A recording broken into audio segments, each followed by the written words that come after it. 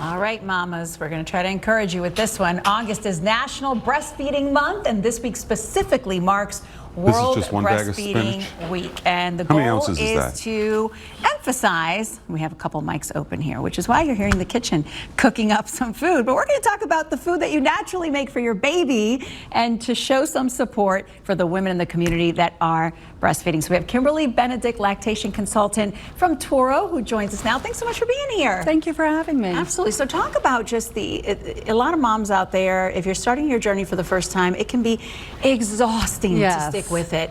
Remind them of why it's so important if you can breastfeed. Well, you know, the World Breastfeeding Week is celebrated every year, August 1st through 7th, you know, around the globe. Right. And then National Breastfeeding Month in the U.S. helps to focus on, you know, the advantages of breastfeeding and making sure that people realize that breastfeeding is normal and the importance of the advantages to both the parent, the mother, and the baby. Now, we've come a long way in being able to show through studies the benefits of breastfeeding, and even past a year, but right now the guidelines say at least get to a year. Is that right? Right. That, you know, recently of course the World Health Organization has always encouraged up to 2 years of breastfeeding, and you know, beyond a year and even around 6 months, most babies are introduced to complementary foods like purees or baby foods or things like that.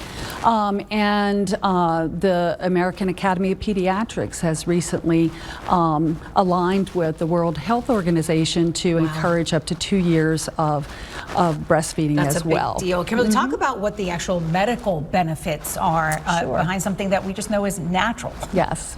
So breastfeeding is, research has shown that breastfeeding can help protect babies against certain short-term and long-term illnesses such as asthma and other respiratory diseases, sudden infant death syndrome, and type 1 diabetes, you know, many things that helps to, breastfeeding, breast milk helps to develop the baby's immune system.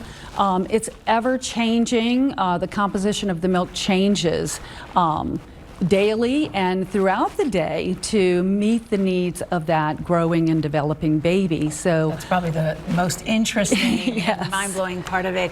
Are there any supplements out there that you do support that you've seen really increase milk supply for those moms that are frustrated and maybe don't want to supplement with formula? I mean, there comes a time where you have to do what's best for the baby. Sure, absolutely. At the end of the day, of course, you know, a well-fed, happy baby is what everyone wants, and also a happy mom. So, you know, we make sure that moms know, you know, if their milk supply is kind of faltering a little bit, if it's, you know, some moms work outside the home and can find it difficult to pump while they're at work, and you know, so you know, helping those parents find ways to increase their milk supply. Making sure that they're pumping often enough if they're able to at their particular job. And, you know, some mothers have to end up supplementing with formula and other baby milks to ensure that, you know, the baby's getting the proper nutrition that he or she needs. Listen, we've all subscribed to these, what they call old wives' tales, too, of how to keep supply up, no doubt about it. Kimberly, Benedict, thanks for being here for such an important conversation. You're so welcome. Thank you for having me. Absolutely.